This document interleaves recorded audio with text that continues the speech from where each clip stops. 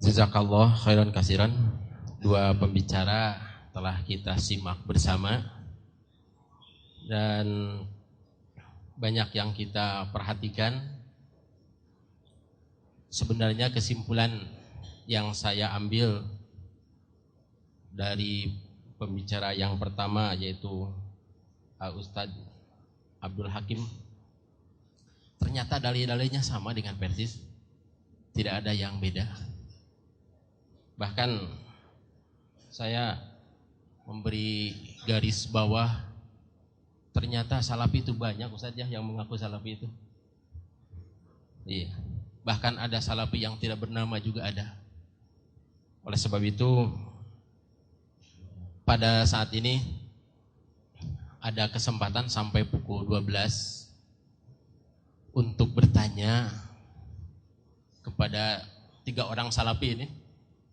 Kebetulan berbeda, kalau itu tutur kepalanya berbeda dengan Ustadz Abdul Hakim, saya juga berbeda gitu.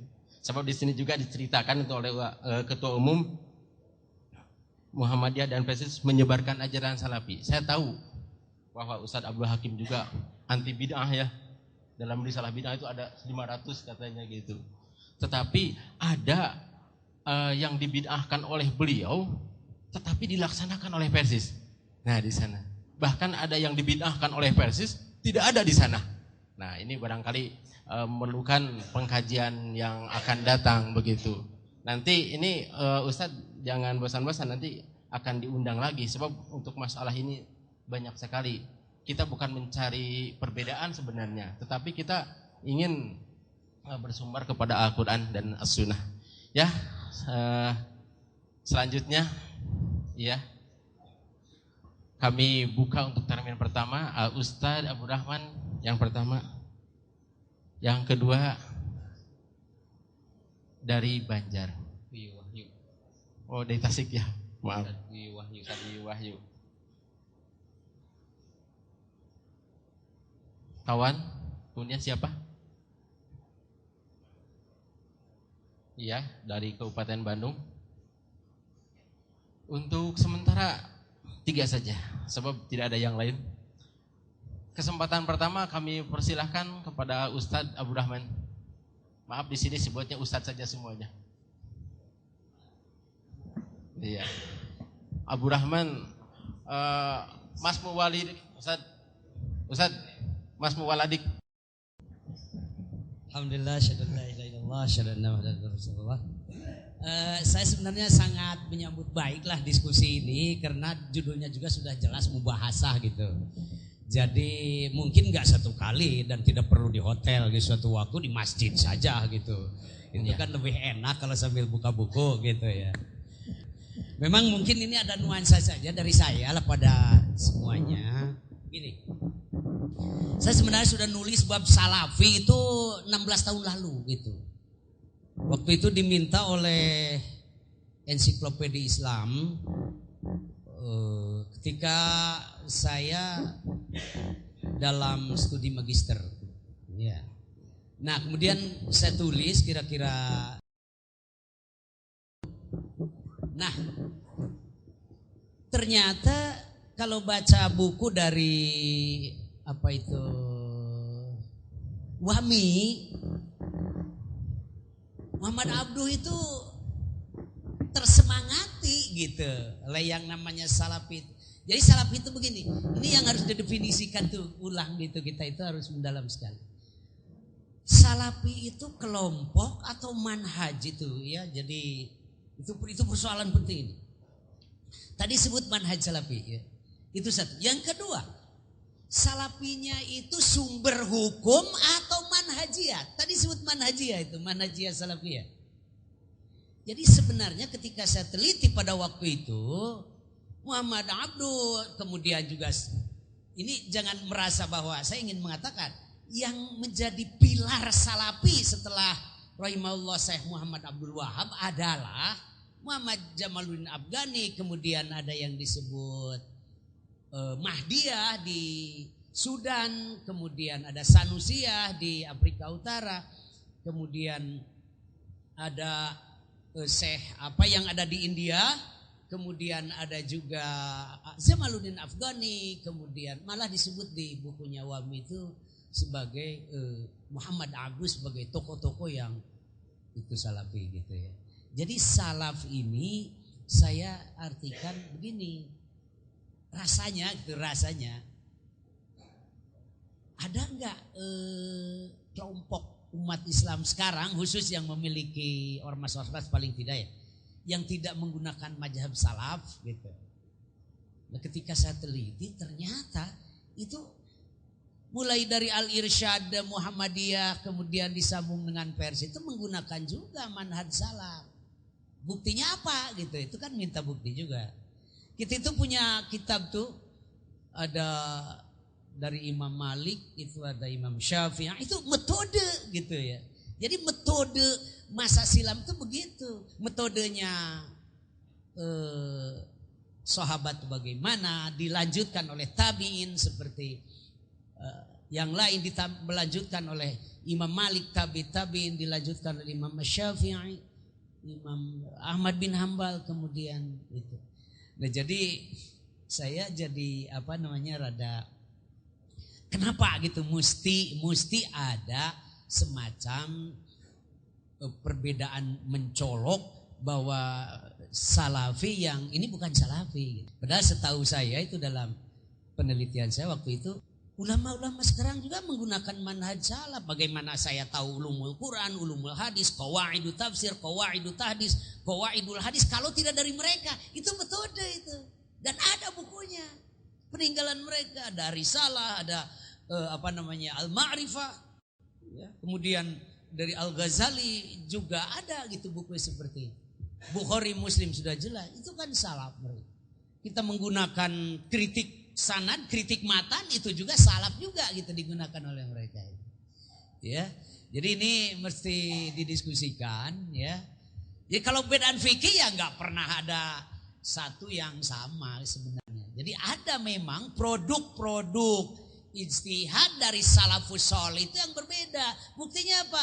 Sejak kapan memang ada ijma juga mereka ya itu kan Imam Syafi'i malah ada qaul jadid, ada qaul qadim, kemudian Imam Malik, kemudian Imam itu madhab yang patut karena berbeda dari sisi Quran dan hadisnya sama, istinbat hukumnya, metode yang mereka pegang. Contoh ini menggunakan isan ya, istisan sebut saja.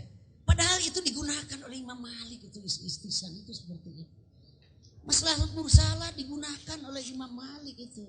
Tapi Imam Syafi'i sampai mengatakan wa man istahsana faqad syara'a wa man syara'a faqad kafara. Nah, ini di mana gitu? Mungkin ada perbedaan konsep ini. Istisannya Imam Syafi'i dengan istisannya Imam Malik. Maslahah mursalahnya Syafi'i nanti dengan model maslahah mursalahnya Imam Malik dan juga Imam Malik.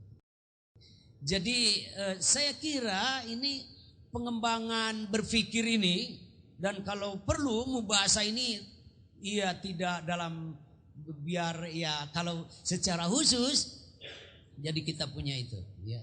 Jadi ini maksud saya, jadi bahwa Persis rasanya sudah menggunakan manhaj salaf itu. Mana bisa istinbat? Kita kan ambil dari Imam Syafi'i risalah, di situ ada Al-Mustasfa, ada Irsyadul Fuhul di situ. Kemudian nah ini jadi sudah pakai juga sebenarnya. Cuma produk ijtihadnya yang berbeda nanti. Ya. Nah, itu jadi kalau jadi mungkin saya nggak paham nih. Nanti mohon jawaban aja. Kenapa seolah-olah yang merasa salafi itu aku gitu, yang lain bukan salafi. Nah, itu persoalannya. Punten ya terus terang saja ya. Gitu. Kok ngan abdi wungkul di salafi teh punten yang tidak bisa bahasa Sunda ini. Nah, abdi wungkul sabatur henteu. Itu kan. Jadi harus dicatat bahwa Muhammadiyah itu Al-Irsyad setahu saya ini. Kemudian Persis, PUI mohon maaf nih PUI yang kan salaf itu intinya harakatul islah, itu intinya perbaikan itu. Islah apa? Islahul akidah, islahul ibadah, islahul muamalah. Nah, ini persoalan. Nah, islahul muamalah apa? Nah, ini sekarang yang paling repot islahul muamalah misalnya. Apa republik ini benar apa tidak, apa kerajaan benar apa, kan itu jadi persoalan fikih siasa fikih itu atau fikih siasa. Jadi menurut saya sendiri ini bagus kalau diskusi itu terus dilakukan walaupun tidak banyak, orangnya terbatas gitu. Sebab tuker ilmu sudah ada dari dulu. Itu kalau saya. Jadi supaya teu mahal nyangariung we jam 10 di masjid sebelum sholat duhur mubahasa fikih. Nah di sini masalahnya fikih, Pak. Jadi fikih ini yang itu. Jadi kalau tadi bicara mazhab salafnya ya saya tidak, terus terang saja kami itu sepakat seperti itu dalam arti kita menggunakan metode mereka juga. Istinbat hukum itu kan dari sana. Di produk fikih gak pernah ada yang sama sekali mi'ah fil mi'ah muwafiqun ala araihi wa intajihil fikih, itu tidak pernah ada. Mohon maaf. Pasti di situ ada al-farq, al-furuq fikih. Pun tentunya saya agak lama. Terima kasih. Assalamualaikum warahmatullahi wabarakatuh. Sangat menarik. Bahkan saya bisa memberikan contoh sebentar bahwa bukan hanya Ustadz Abu Rahman yang memahami tafsir dan hadis bermadhab atau metodenya salafi, bahkan Ustadz Abu Qatadah ini menggunakan metode persis juga gitu, sekarang jadi salafi. Selanjutnya kami persilahkan Ustadz Yuyu Wahyu dari Tasik.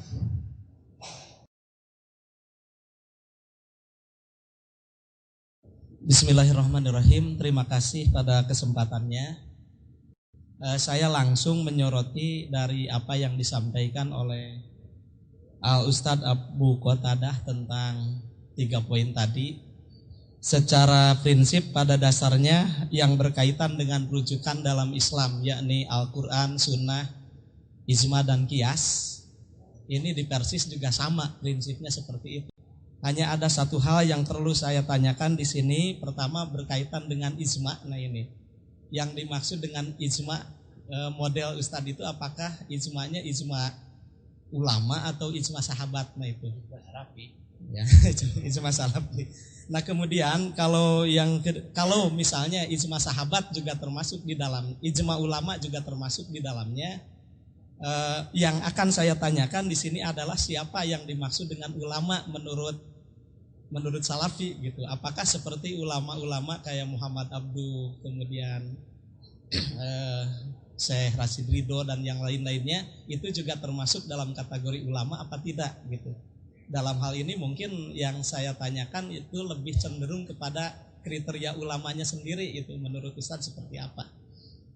Itu yang pertama. Kemudian yang kedua ada poin yang tadi ditanyakan berkaitan dengan apakah setiap yang menggunakan Quran dan Sunnah itu pasti tidak akan sesat selamanya.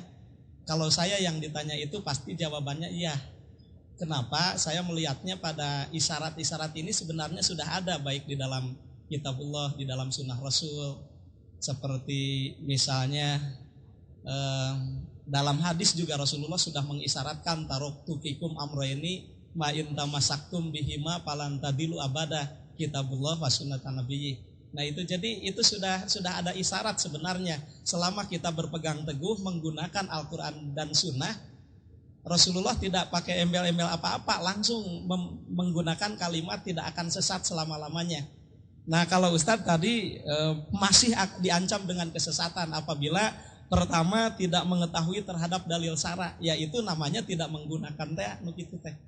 Kemudian yang kedua tidak memahami terhadap metodologi. Sebenarnya isyarat-isyarat terhadap penggunaan metodologi di dalam Quran dan Sunnah itu sudah ada, bahwa untuk memahami kitabullah dan Sunnah Rasul kita mesti menggunakan metodologi itu. Jadi artinya kalau tidak menggunakan metodologi seperti apa, misalnya menafsirkan Quran, tafsir biriwayahnya, tafsir bidiroyahnya, itu termasuk dalam metodologi yang digunakan dalam menafsirkan Quran. Selama metodologi itu enggak dipakai, artinya tidak mungkin juga kitabullah bisa digunakan dalam tatanan praktisnya. Jadi sesuai dengan isyarat tadi, ma in tamasaktum bihi ma falan tadilu abada, kalau tidak memahami perangkat-perangkat metodologi itu namanya belum menggunakan kitabullah dan sunnatin nabiyhi, sehingga sesat itu terjadi. Kemudian dalam menyikapi perbedaan-perbedaan itu sendiri, kita melihat meskipun tadi Ustadz mengatakan perbedaan hanya sedikit, tapi setidak-tidaknya ini bisa digarisbawahi. Kenapa perbedaan itu mesti bisa muncul?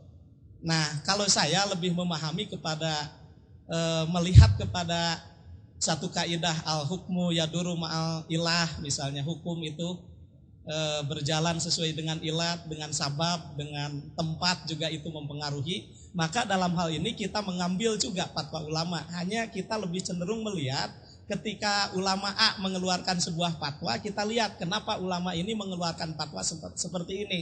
Jadi sebenarnya kita juga pakai metodologi dengan cara mengambil apa yang disampaikan para ulama salaf. Hanya kita cenderung tidak hanya melihat kepada produk jadinya saja, tapi dari sisi metodologi kenapa juga mesti mengeluarkan produk semacam ini. Nah, ini juga kita jadikan sebagai bahan kajian. Nah, nampaknya gaya di Persis Ustaz seperti itu. Jadi mengambil fatwa ulama itu tidak hanya menelan produk-produk jadi itu, tapi dilihat pula kenapa ulama-ulama ini bisa menghasilkan produk-produk semacam ini. Disingkat saja, tidak dijelaskan lagi. Ya itu ajalah barangkali yang saya tanyakan. Mudah-mudahan mafhum. Terima kasih. Wassalamualaikum warahmatullahi wabarakatuh. Nanti ada satu lagi. Ini barangkali Persis Ustadz Yoyo, mudah-mudahan sama dengan Persis yang lain. Yang terakhir Ustadz Zainanang dari Kabupaten Bandung. Terima kasih atas waktu yang diberikan. Saya membaca temanya mengungkap gerakan salafi di Indonesia. Dengan demikian penjelasan dari Ustadz tadi bahwa ternyata salafi itu bermacam-macam. Tentu kami pun perlu mengetahui. Kurang jelas Ustadz apa ya? Oh ya. Kurang keras tadi. Ya. Jadi temanya mengungkap gerakan salafi di Indonesia. Dengan demikian tadi ada penjelasan bahwa salafi itu berbeda-beda. Kemudian bagi kami agar bisa jadi pegangan, andaikan kami melihat ada perbedaan seperti yang diungkapkan tadi, bahwa saya kalau tidak salah menangkap tidak akan dinyatakan sebagai salafi yang sebenarnya apabila memahami Quran dan Sunnah tanpa mengikuti manhaj sahabat dalam memahami Quran Sunnah itu. Kemudian terjadi perbedaan seperti tadi yang diungkapkan. Abu Bakar dan Umar tidak melaksanakan azan qabla Jum'ah, tetapi ketika Utsman bin Affan melaksanakan. Pertanyaan saya, bagaimana sikap salafi yang sebenarnya untuk mengikuti paham dari yang kedua kudanya adalah sahabat? Apakah mengikuti Utsman bin Affan atau mengikuti Abu Bakar dan Umar? Lalu yang kedua pertanyaan saya, apakah yang mengikuti Abu Bakar dan Umar itulah yang menjadi ciri salafus sholihin, atau yang mengikuti cara Utsman bin Affan? Itulah diantaranya yang saya pertanyakan. Kemudian yang terakhir, apakah kita bisa menetapkan dan menentukan bahwa selamatnya firqah itu apabila kita mengikuti paham pendapat dari sahabat yang ternyata apabila terjadi perbedaan kita harus bersikap diam seperti tadi, tidak menambah kan? Apakah kita bersikap diam itu yang dimaksud tidak mengikuti kepada salah satu, atau tidak menambah ini mengikuti salah satu? Itulah diantaranya, mungkin cukup ringkas saja. Terima kasih. Barangkali sudah dapat dipahami. Untuk kesempatan pertama Ustaz dimohon untuk menanggapi atau menjawab. Alhamdulillah Rabbil Alamin, wassalatu wassalamu ala nabiyil karim wa ala alihi wa ashabihi wa man ittaba'ahum bi ihsan ila yaumiddin wa ba'd. Dari tiga penanya, maka izinkan saya untuk membuat kesimpulan. Ternyata ketiga penanya tidak dapat membedakan pembicaraan kita pada hari ini. Inti daripada pembicaraan kita pada hari ini mengenai as-salaf, mengenai manhaj salaf dan orang-orang yang menisbahkan diri kepada manhaj salaf. Bukan permasalahan fiqhiyah, ijtihadiyah yang memang Islam memberikan keluasan. Seperti ditanyakan bagaimana kisah sikap salaf, yakni antara azan Utsman dan Abu Bakar. Ini pertanyaan yang sangat lucu karena tidak masuk ke masalah manhaj. Demikian juga permasalahan fiqhiyah yang lain, di mana para sahabat berijtihad satu dengan yang lain. Contohnya dalam bab faraid, itu sangat luas sekali khilaf para sahabat. Tetapi dalam manhaj, sikap dan cara beragama dan akidah tidak ada khilaf di antara mereka. Pertama, semuanya percaya bahwa azab kubur hakun. Tidak ada yang mengatakan bahwa ada azab kubur, yang satu mengatakan tidak ada azab kubur. Takdir hak ada, usaha manusia pun hak. Kalau ditanya aina Allah, di mana Allah? Ar-Rahmanu 'alal 'arsy istawa. Ar-Rahman di atas ars, dia bersemayam. Allah memiliki wajah? Iya. Wa yabqa wajhu rabbika dzul jalali wal ikram. Yang tidak serupa dengan wajah makhluknya, yang sesuai dengan kebesaran dan kemuliaannya. Tidak ada khilaf di antara ulama, di antara para sahabat. Pengambilan dasar hukum Alkitab dan Sunnah, mereka sangat membenci bid'ah dan seterusnya. Ini permasalahan-permasalahan fiqhiyah yang juga terjadi khilaf di antara para sahabat. Bahkan terjadi khilaf yang lebih daripada itu, sampai terjadi perang di antara mereka. Dalam perang Jamal dan perang Siffin. Tetapi apakah mereka bertafarruq, iftiraq dalam manhaj? Tidak. Karena itu apa yang dikatakan Ahlus Sunnah wal Jamaah tentang perselisihan para sahabat ketika itu sampai terjadi pertumpahan darah. Masalah ijtihadiyah, yang benar dapat 2 ganjaran, yang salah dapat 1 ganjaran, kecuali kaum Rafidhah. Jadi kita harus membedakan. Ini yang saya khawatirkan terjadi. Jangan-jangan kawan-kawan kita ini nanti memperluas ke masalah fiqhiyah. Ini tidak akan habisnya. Ini manhaj. Kewajiban kita bermanhaj dengan manhaj salaf. Yang kedua, orang yang berdalil dengan Alkitab dan Sunnah belum tentu dia berada di dalam kebenaran.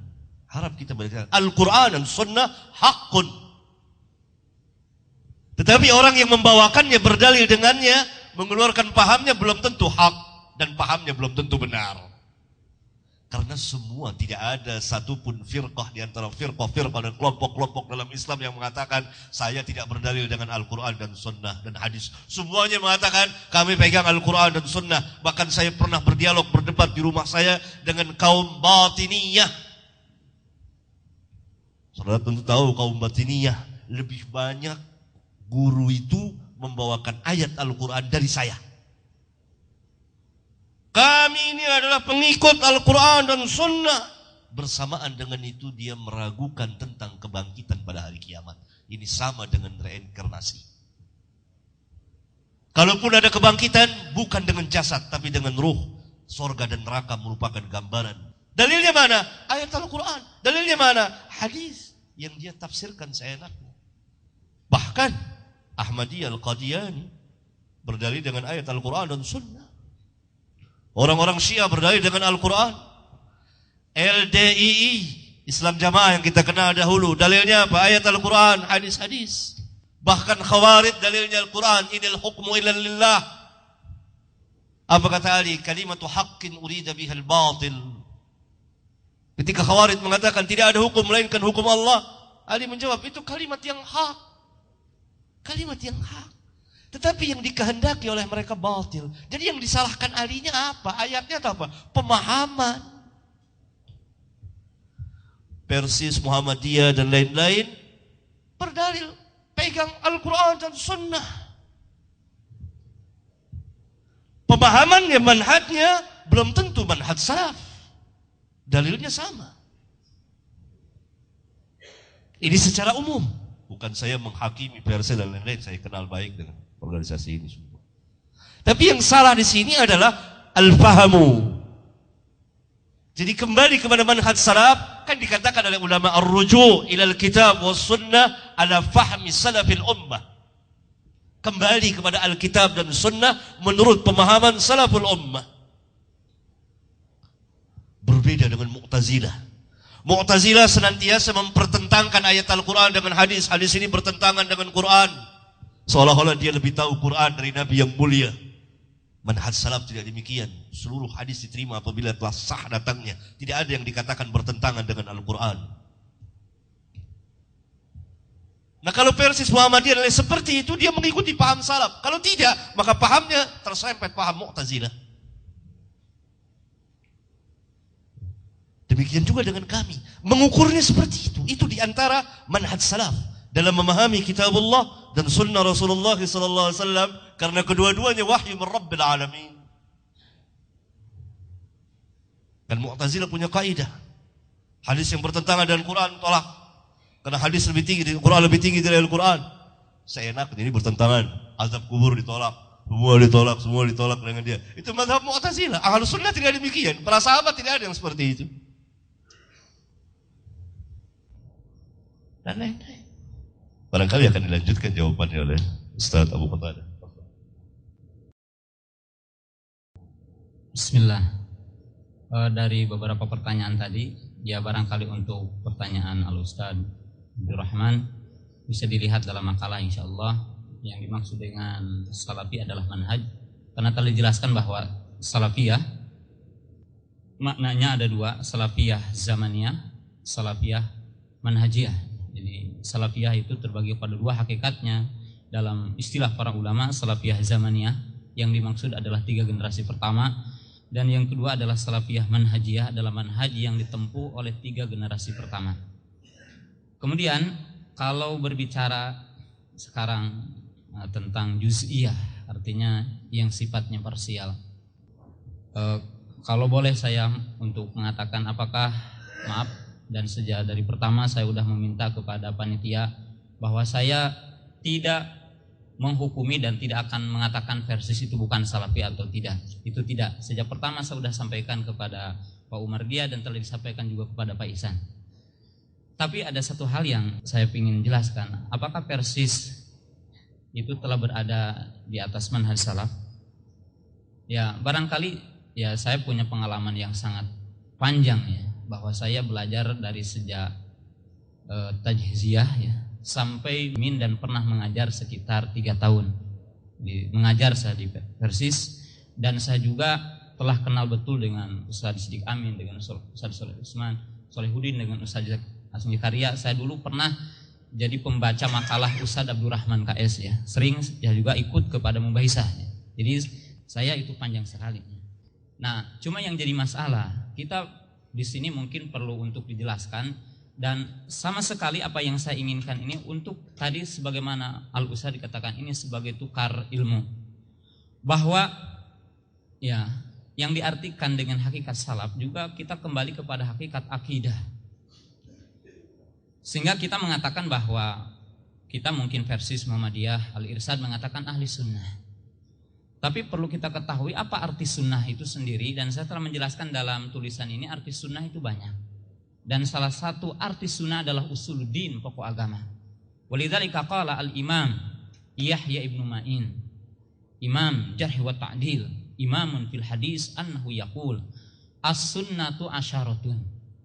Faman kunna fihi faqad istakmalatis sunnah, wa man taraka syai'an minha faqad taraka sunnata. Jadi di sini ketika kita akan mengklaim saya salafi ataupun saya ahli sunnah, termasuk saya, apakah saya betul atau tidak? Maka para ulama telah menjelaskan saya itu kaidah-kaidah ataupun yang disebutkan Apa yang sebenarnya manhaj salaf? Maka Imam Yahya Ibnu Ma'in yang merupakan imam jarh wa ta'dil, beliau mengatakan sunnah ada 10. Yang artinya kalau orang itu memegang poin yang 10 itu ciri ahli sunnah. Kalau mukhalafah bukan ahli sunnah. Karena beliau mengatakan barang siapa yang ada poin 10 padanya maka dia sempurna sunnahnya. Barang siapa yang meninggalkan salah satunya maka dia telah meninggalkan sunnah. Apa yang dimaksud dengan ini? Dia merinci. Yang pertama adalah isbatul qadari. Siapa yang menetapkan qadar, takdir dengan 4 tingkatan. Kenapa para ulama menyebutkan tentang qadar? Karena telah terjadi yang menyimpang. Poin yang pertama adalah pengikut Ma'bad al-Juhani, di mana mereka mengatakan al-amru unuf bi anallaha ta'ala la ya'lam al-asya illa ba'da wuqu'iha. Di mana Ma'bad al-Juhani mengingkari ilmu Allah. Dia mengatakan Allah tidak tahu tentang perkara yang terjadi kecuali setelah terjadinya. Faqulu man ankarul qadar ay ilmillahi fahuwa laisa min ahli sunnah. Siapa yang mengingkari qadar maka dia bukan ahli sunnah. Siapa yang mengatakan manusia itu bagaikan daun-daun, ini orang-orang qadariyah, jabariyah, bagaikan daun yang kena angin, tidak punya masyiah, tidak punya kudrah. Siapa yang mengatakan manusia punya mutlak kudrah dan iradah tidak berkaitan dengan masyiah Allah dan kudrah Allah, dia adalah qadariyah mu'tazilah. Maka dia bukan ahli sunnah. Kemudian beliau mengatakan taqdimu Abi Bakrin wa Umar, yaitu ciri ahli sunnah mendahulukan Abu Bakar wa Umar fil imani wal khilafah. Barang siapa yang mendahulukan Abu Bakar dan Umar di dalam iman dan khilafah, dia ahli sunnah. Siapa yang menempatkan Abu Bakar setelah mereka, dia bukan ahli sunnah. Siapa yang mengkafirkan Abu Bakar bukan ahli sunnah. Kemudian beliau mengatakan itsbatu adzabil qabri, menetapkan adab kubur, wal haudi wal mizani was sirati wal ba'thi wal imanu qaulun wa amalun. Siapa yang mengatakan iman, ucapan dan perbuatan bertambah dan berkurang, dia ahli sunnah. Ini adalah pokok-pokok. Ini adalah pokok-pokok. Nah, ihwatu iman rahimakum. Nah, mungkin saya pernah membaca beberapa tulisan Al-Ustadz Aceng Zakaria hafizahullahu ta'ala yang berkaitan dengan masalah akidah. Dan perlu diteliti bahwa di pesantren-pesantren kita, pesantren Persis, itu tidak didapatkan secara jelas, yaitu yang berkaitan dengan hakikat akidah. Jadi yang dimaksud akidah bukunya apa, rujukannya apa, yang diajarkannya apa. Nah, ini perlu kita pahami. Jadi yang dimaksud di sini usul, yang dimaksud di sini adalah pokok, yang berkaitan dengan tadi poin-poin yang tadi. Kemudian poin-poin yang lainnya yang sebenarnya tadi udah dijawab oleh Ustaz Abdul Hakim hafizahullahu taala, dan ini adalah pokok-pokok yang sangat jelas ya, dijelaskan oleh para ulama tentang ciri firqatun najiyah. Ihwatu iman rahimakumullah. Dalam tulisan saya di ujungnya itu ada Thariqu ahli sunnah fil istidlah atau manhaj ahli sunnah fil istidlah. Jadi cara ahli sunnah dalam berdalil. Ini yang dimaksud dengan manhaj. Kalau kita simpulkan dalam buku-buku para ulama, penjelasan Syekhul Islam Ibnu Taimiyah, Imam Asy-Syatibi, Imam Ibnu Qayyim, Imam Ibnu Katsir, Imam Az-Zahabi, dan seluruh para ulama, maka bisa dikumpulkan cara beristidlal itu kepada 5 poin. Yang pertama, ar-ruju ilal kitabi was sunnah, kembali kepada Quran dan sunnah. Tapi caranya bagaimana? Kembali kepada Quran dan sunnah dijelaskan dalam buku ini. Pertama, memahami asal dohir, tidak mentakwilnya, tidak menyelewengkan maknanya, tidak memisahkan antara Quran dengan sunnah, tidak memisahkan antara mutawatir dengan hadis ahad, tidak mempertentangkan sunnah dengan Al-Quran. Kenapa? Karena sunnah akan menjelaskan Quran. Saya telah jelaskan bahwasanya sunnah kedudukannya ada 3. Imma menjelaskan makna Al-Quran, imma menguatkan hukum Al-Quran, imma dia datang dengan hukum yang tidak disebutkan dalam ayat Al-Quran. Dan ini ijma kata Imam Syafi'i rahimahullahu ta'ala. Nah, kemudian yang kedua apa? Bahwa memahami Quran dan sunnah dengan kaidah yang tadi, yaitu fahmu salaf. Ini yang kedua. Yang ketiga adalah apa? Taqdimu naqal alal akal, mendahulukan nakal terhadap akal. Ini ciri ahli sunnah. Lianna Ali ibn Abi Thalib yaqul, "Lau kana dinu bi ra'yi." Kalaulah agama itu dengan akal, maka mengusap khuf itu akan bawahnya. Kemudian dijelaskan oleh para ulama di sini menunjukkan bahwa tidak boleh orang beramal dalam Islam dengan akalnya. Kemudian yang keempat adalah mengembalikan nas-nas yang mutasyabih, yang samar kepada yang muhkam. kepada yang jelas maknanya, sehingga di situ adalah bersatu maknanya. Dan yang terakhir adalah al-jam'u bainal adillah fi kulli mas'alatin, mengumpulkan dalil dalam setiap masalah. Ini kaidah ataupun manhaj di dalam apa? Berdalil. Dan kalimat yang terakhir yang tadi ditanyakan bagaimana dengan para sahabat dan sebagainya.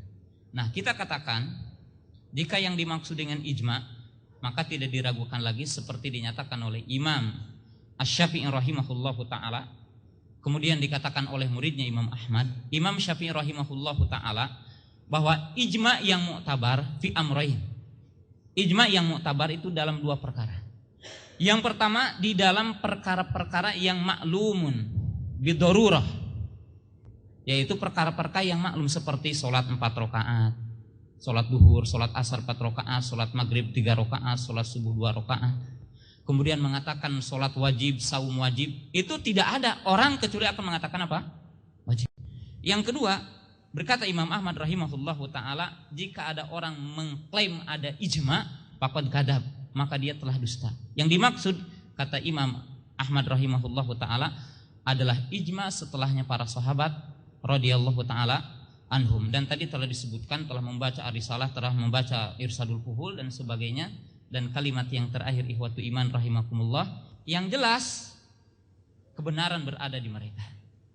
Jika seandainya berselisih, maka kebenaran ada dalam salah satu di antara mereka. Perhatikan perkataan Imam Asy-Syafi'i rahimahullahu ta'ala, al-ilmu arba'u darajat. Ilmu ada 4 tingkatan, kata Imam Syafi'i rahimahullahu ta'ala. Al-kitabu was-sunnatu wal-ijma'u. Kemudian beliau mengatakan, apabila mengatakan salah seorang sahabat, kemudian tidak ada yang menyelisihinya, dia ijma. Dan yang keempat beliau mengatakan, idah talafu, apabila mereka berselisih, nahtar bima huwa aqrabu ila dalil. Apabila mereka berselisih, maka pilihlah salah satu di antara akwal mereka dengan yang paling mendekati kepada dalil. Jadi tidak ada perkara yang tidak ada di mereka. Barangkali itu. Barangkali saya bisa tambahkan, para ulama telah membuat kaidah yang ma'ruf di kalangan kita, khususnya para pelajar dan ahli ilmu. Apa kata para ulama? Lau kana khairan lasabaquna ilaihi. Kalau sekiranya perbuatan itu baik, tentu para sahabat telah mendahului kita dalam mengamalkannya. Kaidah ini dibuat oleh para ulama bahwa kita tidak boleh meyakini satu keyakinan, mengerjakan satu pun perbuatan, mengatakan satu pun perkataan yang berkaitan dengan dinul Islam tanpa didahului oleh para sahabat ridwanullah alaihim jami'an. Sebab kalau perbuatan itu baik, tentu para sahabat telah mendahului kita. Saya ambil contoh misalnya Al-Hafidh Ibn Katsir rahimahullah ta'ala dalam menafsirkan ayat wa an laysa lil insani illa ma sa'a. Ia membawakan perkataan Imam Asy-Syafi'i, wa Imam Syafi'i berdasarkan ayat yang mulia ini beristinbat mengeluarkan hukum bahwa bacaan Quran tidak sampai kepada pahalanya, tidak sampai kepada mayit dan seterusnya. Kemudian diterangkan, karena masalah pembacaan Quran kepada mayit itu tidak pernah dinukil oleh Rasulullah, tidak pernah dinukil dari Rasulullah SAW, tidak pernah dianjurkan oleh beliau, tidak pernah dikatakan oleh seorang pun sahabat. Kemudian beliau membawakan kaidah ini, lau kana khairan lasabaquna ilaihi. Saya telah menulis satu kitab yang ini merupakan barangkali makalah saya dalam majelis yang mulia ini dengan judul lau kana khairan lasabaquna ilaihi. Tapi kitab ini saya bawa satu, nanti akan saya hadiahkan kepada Bapak Ketua untuk dibaca. Dia mengenai manhaj para sahabat ridwanullah alaihim jami'an. Kemudian yang kedua perkataan Syekhul Islam Ibn Taimiyah rahimahullah ta'ala yang mewakili perkataan para ulama yang lain.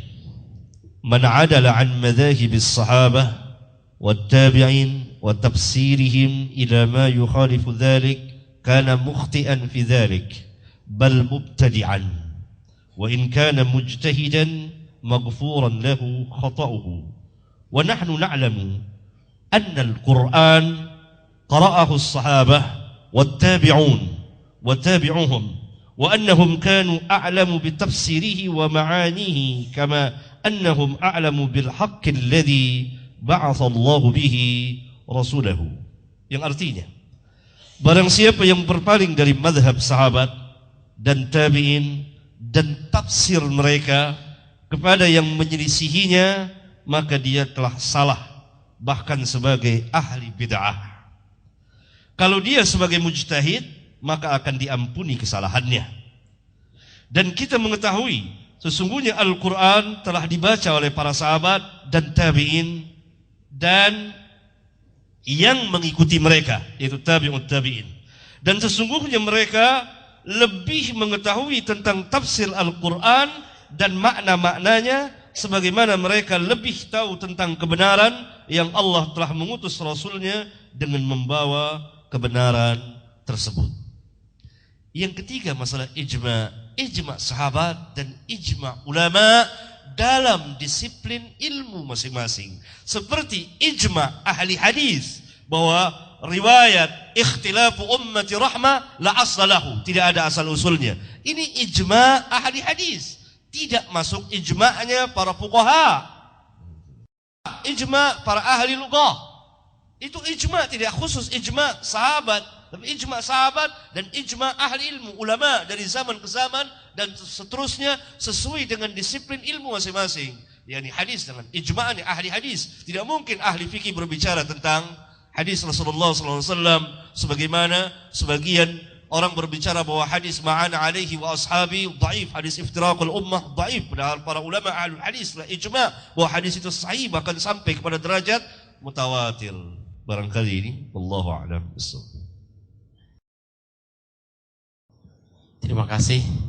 Ternyata banyak ilmu yang kita dapat pada kesempatan ini. Ada kesempatan terakhir pertanyaan, barangkali saya yang bertanya. Yang bertanya adalah saya dulu.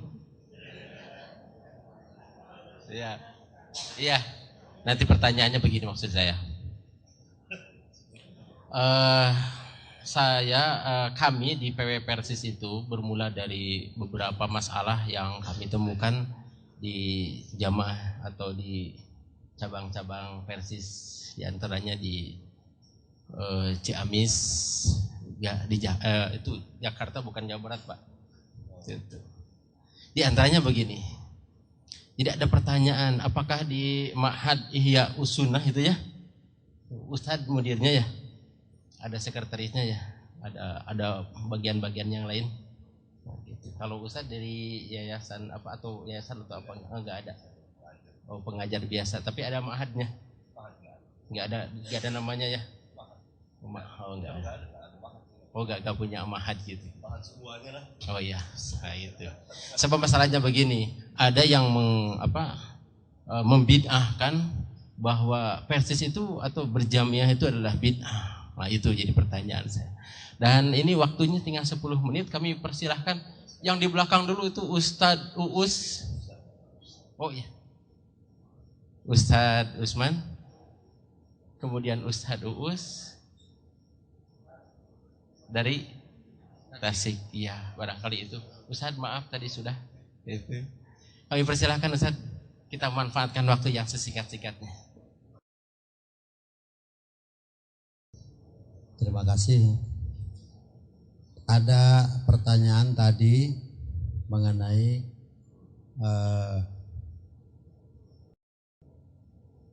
Utsman bin Affan mengadakan azan awal. Lalu ditanyakan dengan pertanyaan seperti itu, Ustadz menjawab itu pertanyaan yang lucu. Saya akan melanjutkan kelucuan ini. Pertama, sepakat bahwa tidak ada sahabat yang menetapkan sesuatu kecuali ada dalam Quran dan Sunnah. Begitu kan? Nah sekarang saya tanya, Utsman bin Affan mengadakan adzan awal, itu dalilnya apa? Itu dulu. Untuk yang kedua, Ustadz Uus dulu. Ustadz yang di belakang itu yang Ustadz Ivan siap-siap saja supaya menghemat waktu. sebelah sana. Terima kasih atas waktunya.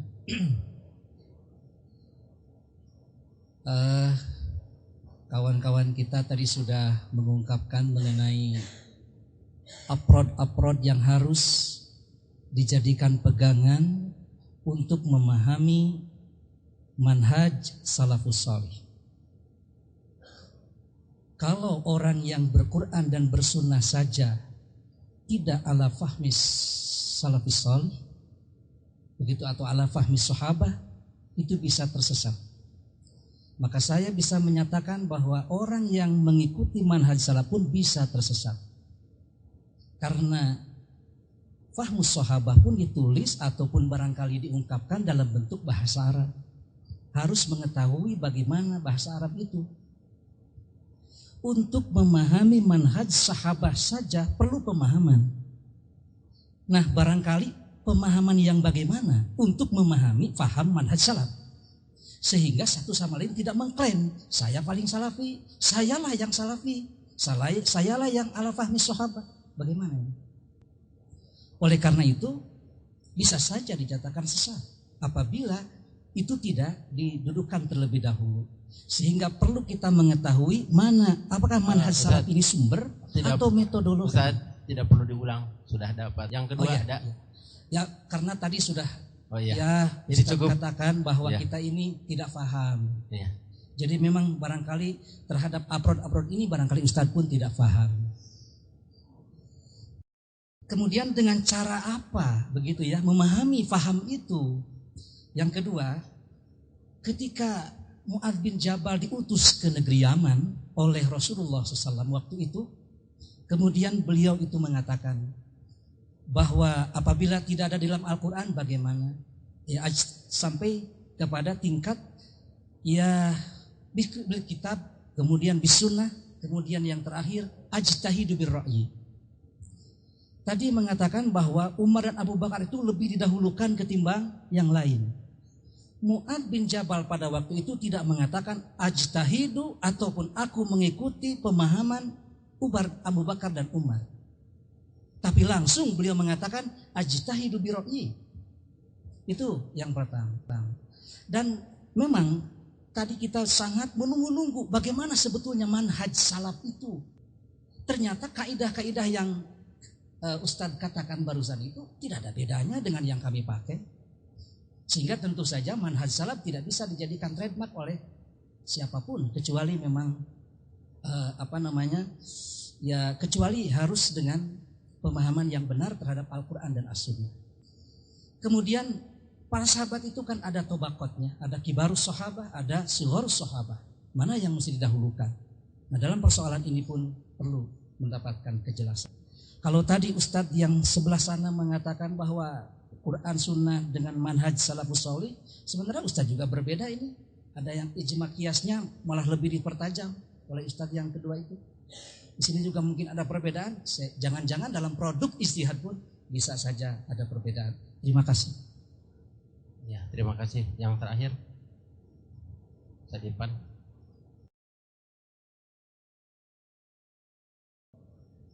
Terima kasih atas waktunya. Mudah-mudahan pertanyaan saya ini disinyalir tidak menyimpang dari pembahasan. Karena tadi disebutkan oleh Al-Ustaz Abu Qatadah bahwa manhaj salaf itu universal, mencakup berbagai aspek. Nah, afwan. Karena tadi Al-Ustaz Abu Qatadah mengatakan bahwa manhaj salafi atau ahlus sunnah atau firqah najiyah itu universal, mencakup berbagai aspek dan sendi kehidupan yang menyentuh manusia. Di antaranya adalah akidah, syariah, akhlak dan lain sebagainya. Maka pertanyaan saya pun akan berkaitan dengan hal-hal yang tadi. Yang pertama terkait dengan akidah. Tadi saya mendengar dari Al-Ustaz Abdul Hakim hafizahullah bahwa masalah furu'iyah, ikhtilaf di kalangan para sahabat itu pernah terjadi. Sedangkan di dalam masalah akidah atau tauhid itu semuanya sama, sepakat semuanya. Nah, yang saya tanyakan, ikhtilaf itu ada asbabnya dan sumbernya, dan diantaranya adalah nas itu sendiri. Di dalam ayat Al-Quran banyak nas-nas yang menjadi multi pemahaman yang berbeda, termasuk diantaranya adalah masalah tauhid, masalah akidah, seperti umpamanya yadullah ma'al jamaah dan lain sebagainya. Nah, yang saya tanyakan, sejauh mana dalam menetapkan kaidah bahasa untuk memahami nas-nas yang terkait dengan tauhid, umpamanya seperti apakah bisa memakai majaz atau tidak, itu diantaranya yang pertama. Kemudian yang kedua, Ustadz Abu Qatadah tadi menyentuh masalah fikih, yang beliau katakan bahwa al-adilatul ahkam asy-syar'iyyah al-muttafaq alaih arba', bahwa dalil-dalil hukum syar'i yang sepakat itu ada 4. Pertama adalah Al-Quran, As-Sunnah, Sahabat, kemudian ijma' as-sahabah as-sahihah wal qiyas as-sahihah. Nah, yang ditanyakan bagaimana manhaj Ahlus Sunnah wal Jamaah atau Salafi atau Firqah An-Najiyah mengenai yang 6 itu, al-mukhtalaf alaih, contohnya seperti al-maslahatul mursalah dan lain sebagainya, karena itu terkait dengan kondisi, tempat, zaman dan adat istiadat menurut para penyusun kitab usul fikih. Itu yang kedua. Kemudian yang ketiga, ini terkait dengan fikih waqi'. Ini harus dibatasi waktunya, jadi disimpan saja. Barangkali ini yang terakhir barangkali ya. Yang terakhir, bagaimana manhaj salaf tentang kepemimpinan, tentang khilafah, tentang umara, konsepnya begitu. Dan bagaimana kedudukan ormas-ormas yang ada di Indonesia ini menurut pandangan manhajus salaf. Barangkali itu yang saya sampaikan. Terima kasih dan saya mohon maaf jika banyak kesalahan. Aku lupa lihada. Wastaghfirullahu li wa lakum. 12 dan ini pertanyaannya sampai pukul 12, ini sangat semangat. Kita sepakati tuntas tidak tuntas 10 menit. Iya, kami persilakan. Alhamdulillah, saya mengucapkan terima kasih atas perhatian yang begitu besar dari saudara-saudara sekalian. Pertama, bahwa berdasarkan Alkitab dan Sunnah dan Ijma',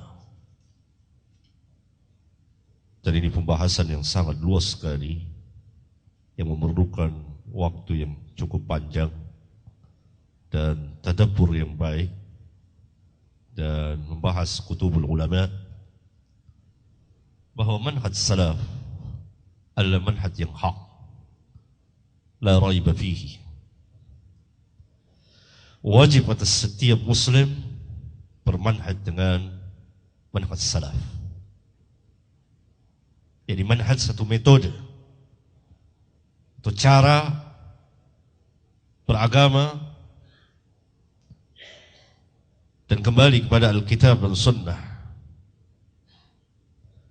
Karena Rasulullah sallallahu alaihi wasallam di banyak hadisnya telah menjelaskan tentang manhaj sahabat. Saya ambil contoh. Silakan saudara-saudara membuka kitab Sahih Muslim di bagian Kitabuz Zakat. Di situ ada bab khusus mengenai pembicaraan dengan Khawarij, di mana sejumlah hadis-hadis Rasulullah, bahkan sebagian ulama mengatakan hadis-hadisnya mutawatir, sebagai firqah yang pertama kali muncul dalam Islam, yang sangat sesat dan menyesatkan. Bahkan Rasulullah SAW mengancam akan memeranginya, membunuhnya kalau beliau menjumpai zaman mereka yang ternyata keluar pada zaman Ali dan diperangi oleh Ali bin Abi Thalib. Di dalam lafaz-lafaz hadis-hadis Khawarij, maka dikatakan bahwa para sahabat, beliau bersabda kepada para sahabat, salat kamu dibandingkan dengan salat mereka, siam kamu dibandingkan dengan siam mereka, kamu akan meremehkan salat kamu. dan siam kamu. Ini mengandung pelajaran yang sangat tinggi di mana Rasulullah SAW membedakan mana manhaj yang hak dan mana manhaj yang batil. Sepakat kita bahwa Khawarij adalah dhalun mudil, sesat dan menyesatkan. Di banyak hadis Rasulullah SAW dijelaskan. Dan ciri-ciri Khawarij jelas sekali. Dan Rasulullah SAW membuat satu perbandingan, tafriq, perbedaan. Mana manhaj yang hak dengan manhaj yang batil, dengan diukurnya antara Khawarij dengan sahabat, dibandingkannya antara sahabat dengan Khawarij. Khawarij sepakat kita. Tidak ada seorang pun muslim yang mengatakan bahwa Khawarij itu berada dalam kebenaran. Enggak ada. Hatta Rafidah yang menjadi musuh utama Khawarij. Ini yang harus kita perhatikan dan pelajari kembali. Dan Khawarij mempunyai dalil dari Al-Quran dan hadis-hadis Rasulullah SAW. Walaupun mereka tidak memakai seluruh hadis Rasulullah SAW. Yang kedua, bahwa manhaj salaf tidaklah mengatakan bahwa para sahabat itu afrodnya maksum. Tidak ada yang mengatakan bahwa para sahabat bebas dari kesalahan dan dosa. Tidak. Kalau afrod, orang per orang, pendapat di antara mereka bisa salah dan bisa benar. Kalau bertentangan dengan Al-Quran dan Sunnah, tentu diambil Al-Quran dan Sunnah. Kenapa sebabnya? Barangkali belum sampai keterangan kepada mereka. Dan ini diterangkan dengan luas sekali oleh para ulama. Di antaranya silakan saudara membaca di Majmu' Fatawa Syekhul Islam. Saya kira di perpustakaan Persis ada kitab ini. Di bagian kitab usul fikih oleh Syekhul Islam, di situ ada judul Raf'ul Malam 'anil A'immatil A'lam. Dan kitab ini pernah diterjemahkan kalau tidak salah oleh salah satu guru Persis juga kalau saya tidak salah ingat. Di situ dijelaskan perkataan-perkataan perbuatan sahabat yang belum sampai kepada mereka hadis Rasulullah sallallahu alaihi wa ala alihi wasallam.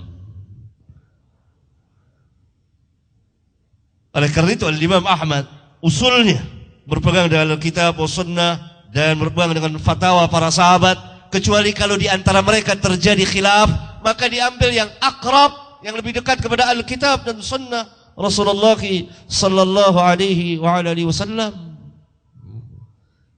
Tetapi ijma' mereka yang kita bicarakan satu manhaj secara keseluruhan mengenai perjalanan kehidupan para sahabat di dalam beragama, di mana Rasulullah SAW mengatakan ma'ana alaihi liyawm wa ashabi.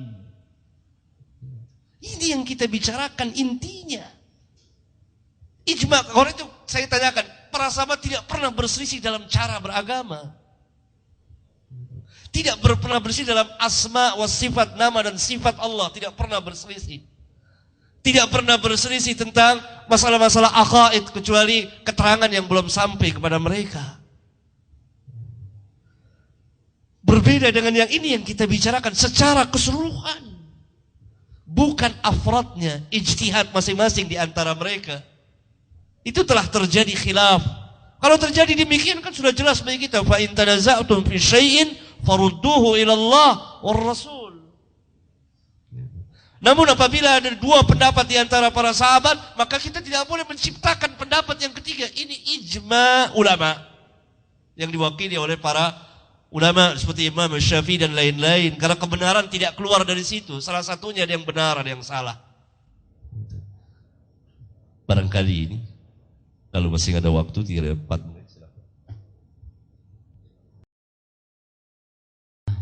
Kalimat yang terakhir insyaallah hari ini, yang intinya ikhwatu iman rahimakumullah, bahwa ketika orang itu mengklaim ahli sunnah ataupun salafi, maka tentunya apa yang dia ucapkan, apa yang dia perbuat, apa yang dia amalkan harus sama dengan salafus saleh. Aqidatan wa ibadatan wa muamalatan wa siyasatan wa akhlaqan. Ihwatu iman rahimakumullah, barangkali tadi ada pertanyaan dari Ustadz Usman Solahuddin hafizahullah taala yang berkaitan dengan amal Utsman. Pertama, tentang para ulama dengan amal Utsman, apakah amal Utsman tidak berdalil? Ikhwatu iman rahimakumullah, Utsman ibnu Affan dalam fikih itu dikenal ada dua yang para ulama memberikan penjelasan dan penelitian terhadap amal Utsman. Pertama, Utsman ibnu Affan itu pernah melakukan sholat 4 rakaat ketika dia safar, yang tentunya Rasul dan para sahabat itu melakukannya 2 rakaat. Dan yang kedua, bahwasanya Utsman ibnu Affan radhiyallahu taala anhu melakukan adzan 2 kali.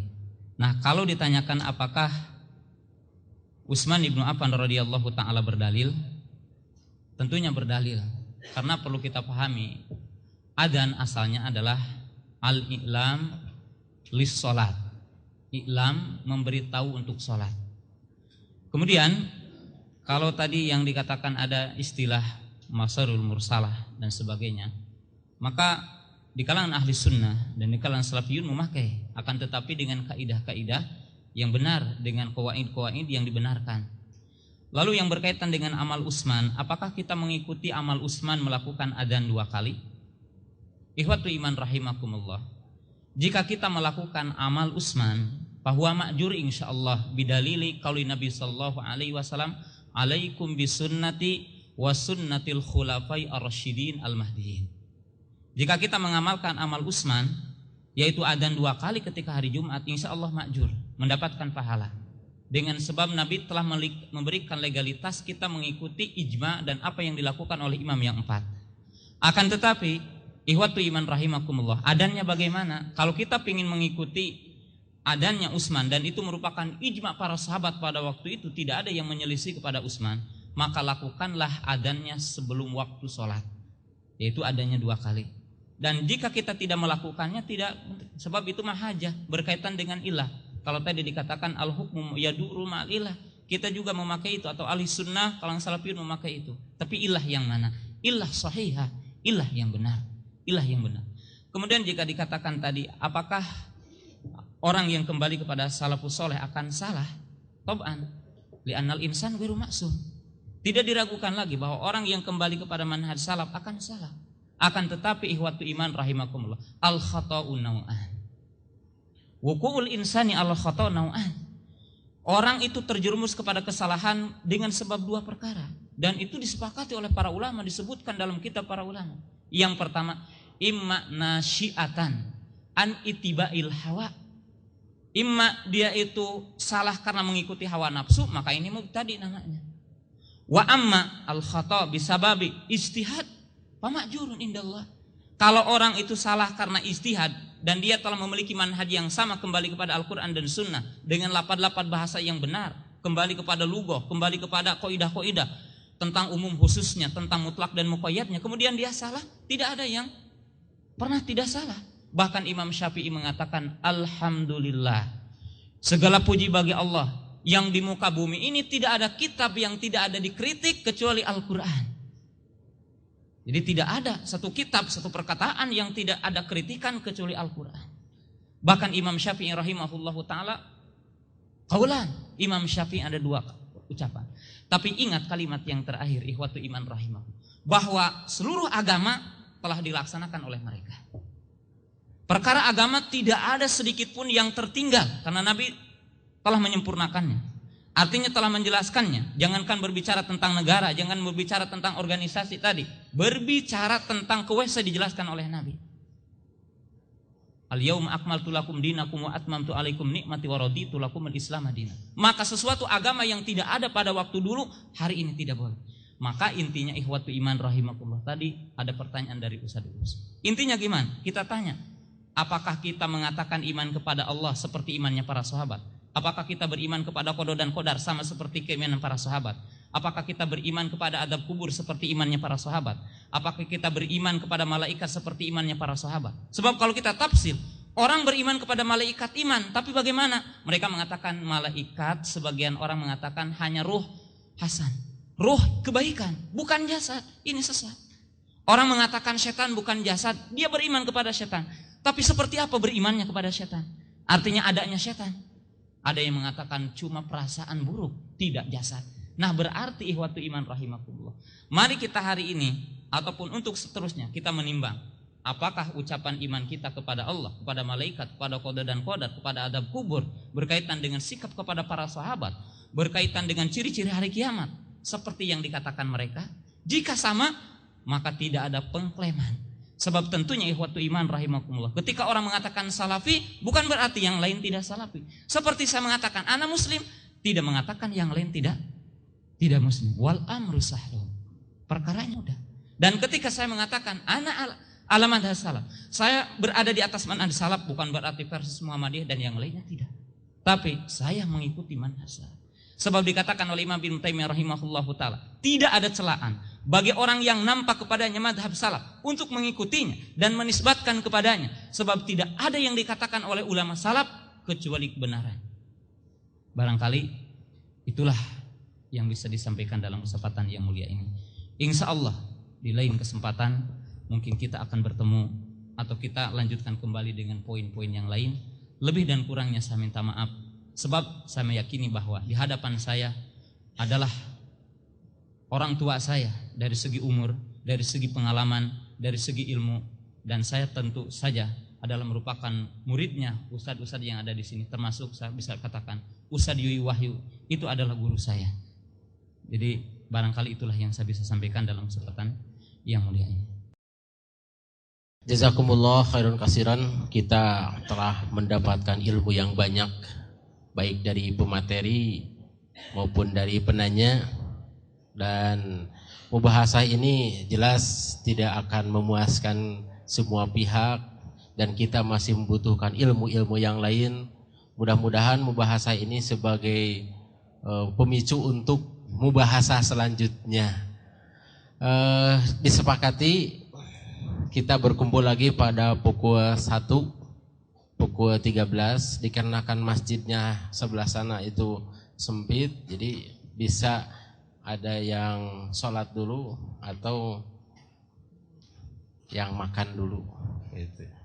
Dan sampai di sini insya Allah kita bertemu lagi nanti pada pukul 1.